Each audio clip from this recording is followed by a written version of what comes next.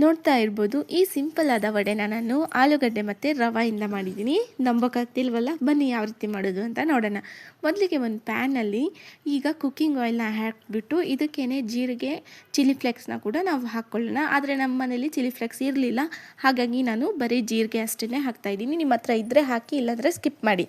ಜೀರಿಗೆ ಚಿಟಪಟ ಅಂದಾದಮೇಲೆ ಇದಕ್ಕೇನೆ 2 ಗ್ಲಾಸಷ್ಟು ನೀರನ್ನ ಹಾಕಿಬಿಟ್ಟು ರುಚಿಗೆ ತಕ್ಕಷ್ಟು ಉಪ್ಪು ಮತ್ತು ನೀರು ಬಾಯ್ಲ್ ಆಗೋವಾಗ 1 ಕಪ್ಪಷ್ಟು ರವೆನ ಹಾಕ್ಕೊಂಡು ಆ ರವೆನ ಎಷ್ಟು ಚೆನ್ನಾಗಿ ನಾವು ಕುಕ್ ಮಾಡಬೇಕಂದ್ರೆ ಅದು ಪ್ಯಾನಿಂದ ಬರ್ತಿರಬೇಕು ಆಚೆ, ಅಂದರೆ ಎಲ್ಲ ತಳ ಎಲ್ಲ ಬಿಟ್ಕೊತಿರ್ಬೇಕು. ಅಷ್ಟು ಚೆನ್ನಾಗಿ ಇದನ್ನು ಕುಕ್ ಮಾಡ್ಕೋಬೇಕು. ನೀವು ನೋಡ್ತಾ ಇರ್ಬೋದು, ನಾನು ಚೆನ್ನಾಗಿ ಇದನ್ನು ಬೇಯಿಸ್ಕೊತಾ ಇದ್ದೀನಿ.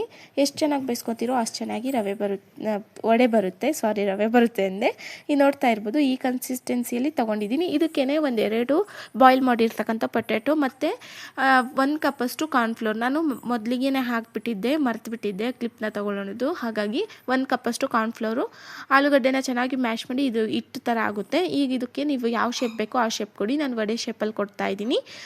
ಕಾರ್ನ್ಫ್ಲೋರ್ ಹಾಕೋದ್ರಿಂದ ಅದು ಚೆನ್ನಾಗಿ ವಡೆ ಶೇಪೇ ಬರುತ್ತೆ. ಇಲ್ಲ ಅಂದರೆ ಅದನ್ನು ನಾವು ಎಣ್ಣೆಯಲ್ಲಿ ಕರಿಯೋವಾಗ ಉಪ್ಪಿಟ್ಟಾಗ್ಬಿಡುತ್ತೆ. ಹಾಗಾಗಿ ಕಾರ್ನ್ಫ್ಲೋರ್ನ ಮರಿಬೇಡಿ.